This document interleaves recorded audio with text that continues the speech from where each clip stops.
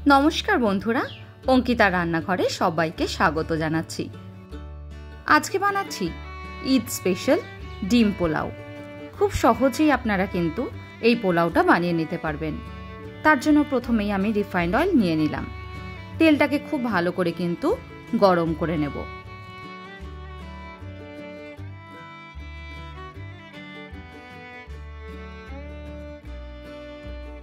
तेलटा गरम हो गेले तार मध्य दिए दिচ্ছি দুটো বড় সাইজের পেঁয়াজ কুচিয়ে নেওয়া।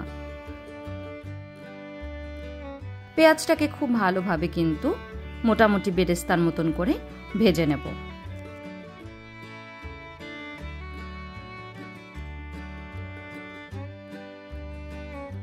গ্যাসের ফ্লেমটাকে এই সময় কিন্তু মিডিয়াম টু হাইতে রেখে তবে পেঁয়াজটা ভাজবেন।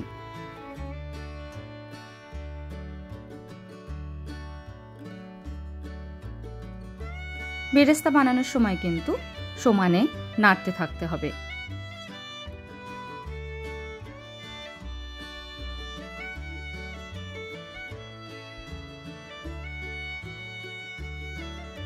পেঁয়াজটা যখন এমনি রং ধরতে শুরু করবে সেই সময়তেই দিয়ে দেব কেটে নেওয়া আলু। আলুগুলোকে আমি কিন্তু দুভাগ করে নিয়েছি।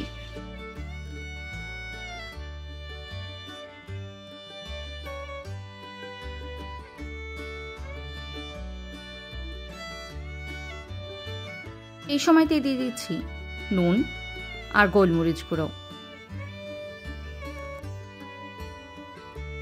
আবারও খুব ভালোভাবে নেড়ে চেড়ে আলুটা সেদ্ধ হয়ে আসা অবধি ভেজে নেব।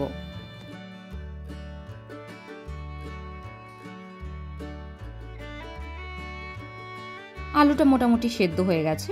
এবার দিয়ে দিচ্ছি দুটো ডিম। ডিমটাকে আমি আগের থেকে সেদ্ধ করে রেখেছি।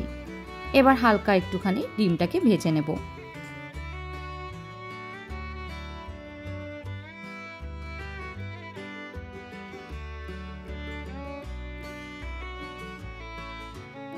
ডিমটা খুব হালকাই ভাজবো। ডিমটা ভাজা হয়ে গেলে সেটাকে তুলে অন্য একটা পাত্রে নিয়ে নেব।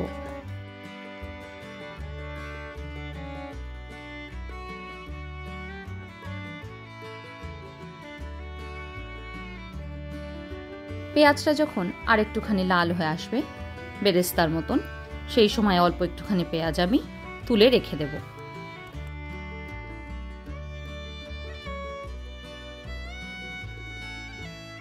বাকি পেঁয়াজটার মধ্যে দিয়ে দিচ্ছি আদা আর রসুনের বাটা। আদা আর রসুনের কাঁচা গন্ধটা যাওয়া অবধি কিন্তু খুব ভালো করে কষিয়ে নিতে হবে।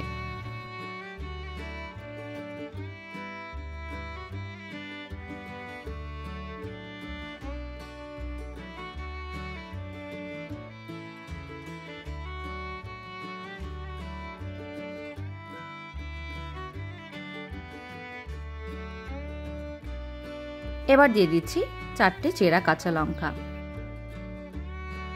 লঙ্কাটা দিয়েও খুব ভালোভাবে একবার নেড়ে মিশিয়ে নেব।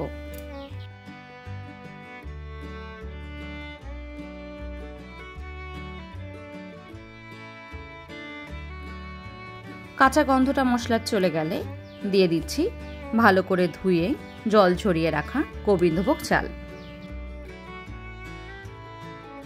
চালটাকে দিয়েও কিন্তু খুব ভালো করে এবার নেড়ে ভেজে নেব।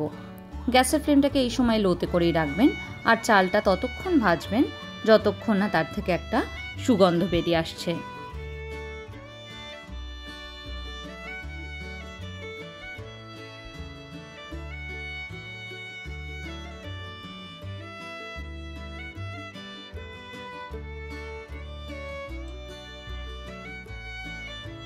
চার থেকে 5 মিনিটের জন্য কিন্তু আমি চালটাকে নেড়ে চেড়ে ভেজে নিয়েছি।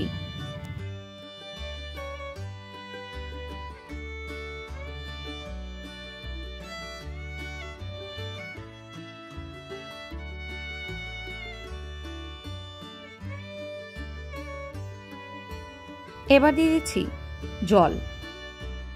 আমি এখানে 1 কাপ চালের জন্য 2 কাপ পরিমাণে জলের ব্যবহার করেছি।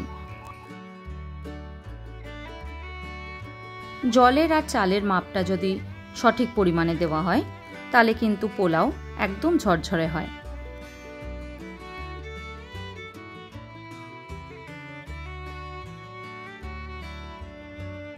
গ্যাসের ফ্লেমটাকে এই সময় কিন্তু একদম লোতে করে রেখে সেদ্ধ হতে দেব চালটা।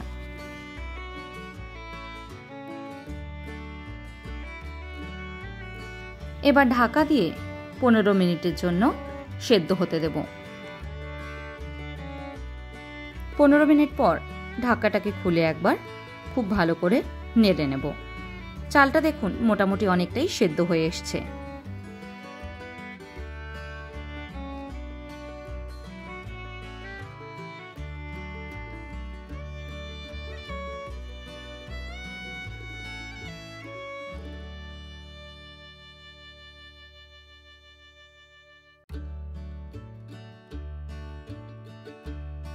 চালটা যখন 80% মতন সেদ্ধ হয়ে যাবে সেই সময়তে দিয়ে দেব ডিমগুলো।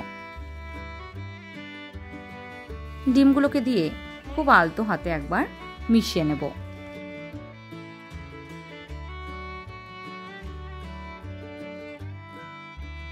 এবার ঢাকা দিয়ে 5 মিনিটের জন্য হতে দেব। জলটা কিন্তু অনেকটাই শুকিয়ে এসছে। এইভাবে কিন্তু নাড়তে থাকতে হবে মাঝে মাঝেই, না তো নিচে লেগে যেতে পারে। এবার ওপর দিয়ে ছড়িয়ে দিচ্ছি গরম মশলা গুঁড়ো।